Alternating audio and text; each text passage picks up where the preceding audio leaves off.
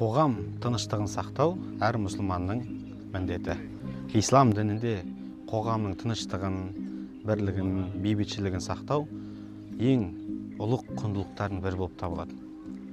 Пайғамбарымыз саллаллаху алейхи вассалам хадисінде айтқан: мұсылмандар сүйіспеншілікте, мейірімділікте бір денесі бітпес деген. Оның бір мүшесі ауырса, қалған дене мүшелері де ауырады деген. Демек, қоғамдағы адамдар бір денесі бітпес. Қоғамның бір жағы әлсіресе, оның басқа жағына да әсерін тигізетіндей болу керек. Алла Құранда айтады: қоғамда бүлік шығару адам өлтіргеннен де ауыр күнә деген. Сол үшін біздер қоғамның тыныштығын, бірлігін сақтауымыз міндет. Қоғам ол біздің отбасымыз. Қоғам ол біздің өмір сүріп жатқан ортамыз. Осы ортаның бірлігі, тыныштығы біз үшін маңызды болу керек.